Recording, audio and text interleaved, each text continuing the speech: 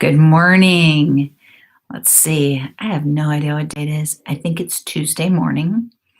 Um, the snow is vicious, and I'm in Philadelphia, and I'm going to attempt to come home this morning. So keep me in your prayers as I travel from Philadelphia back home.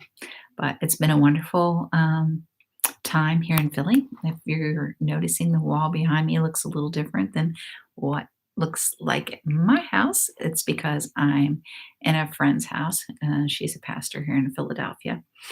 And it's been a wonderful, wonderful visit. You know, when you're with people with like precious faith, you can not see them and then see them again and pick up right where you left off, and you'll work out of the same book.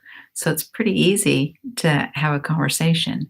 And it seems like there's not enough hours in a day to really talk about everything that you want to talk about. But today, let me introduce our subject of intimacy. And if you've dealt with abandonment or rejection issues, it's awfully hard to be intimate with someone because you have to really trust people to be intimate with them.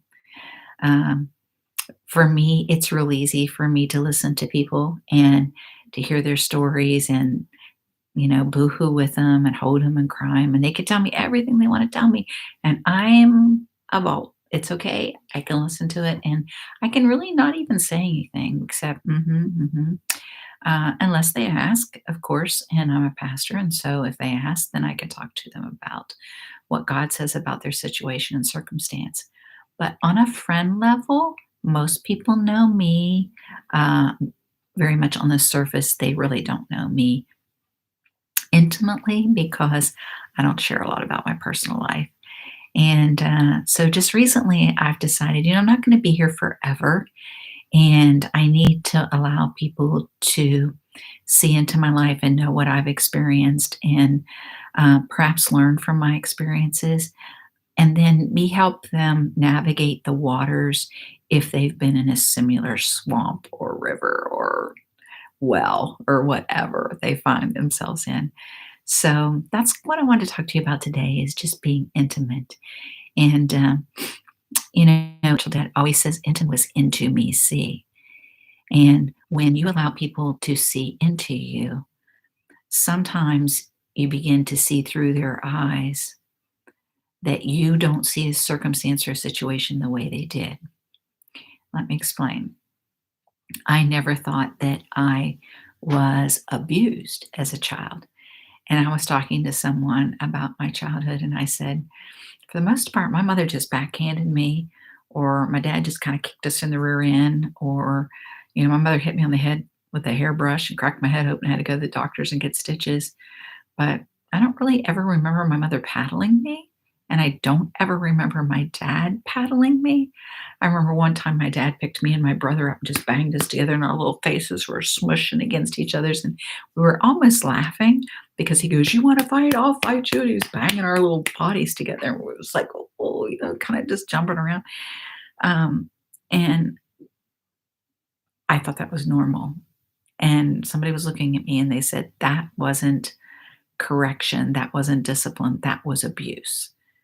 And I'm like, "I was abused?" You know? Because as a child that's abused, you don't see yourself as being abused. Um, I would tell people about my situation with my mom leaving, but my dad stayed, and I didn't consider that was abandonment. I didn't consider that my mom leaving was an abandonment issue.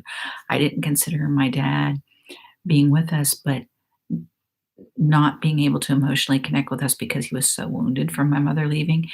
And then every time he'd meet a woman, he would abandon us again for the first wife or the second wife or whatever. And I didn't put it all together. I guess I was not living intimate even with myself.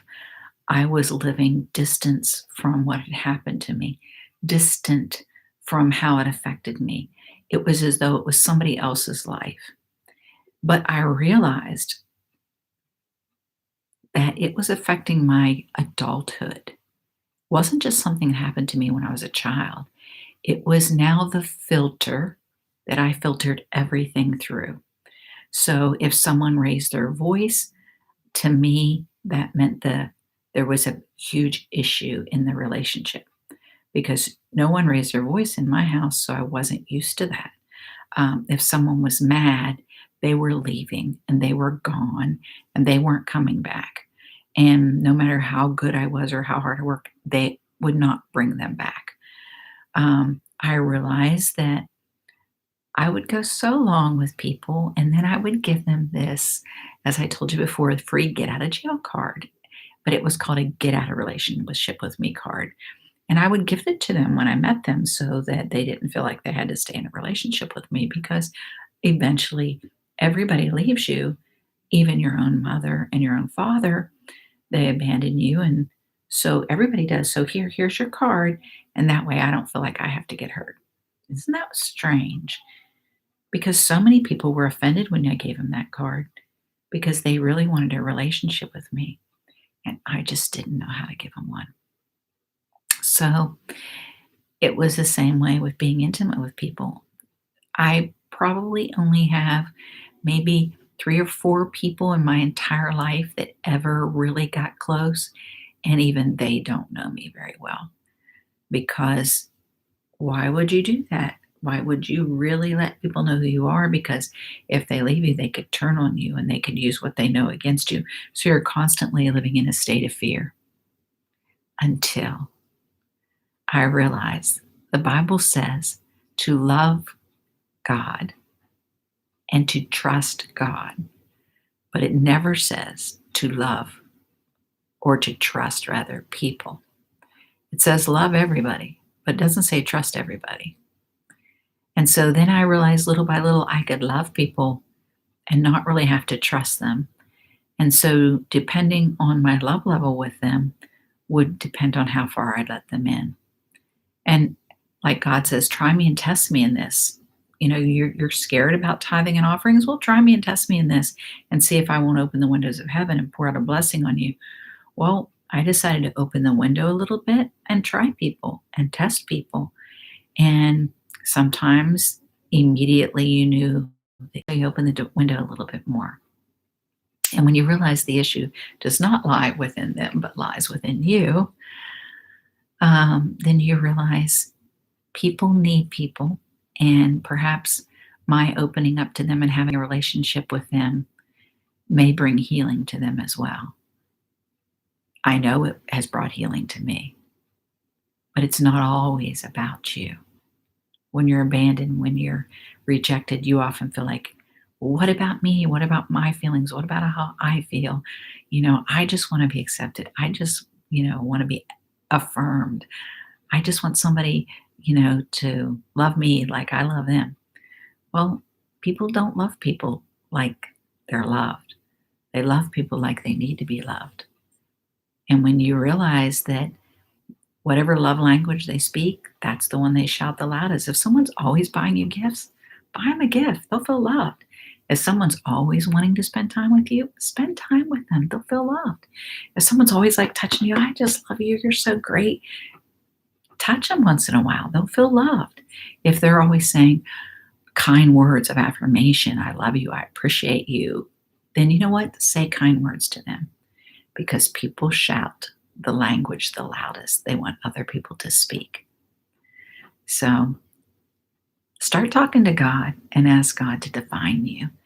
And then when you start trusting God, then God will tell you who you can trust and start opening up because what you have on the inside of you, people really need.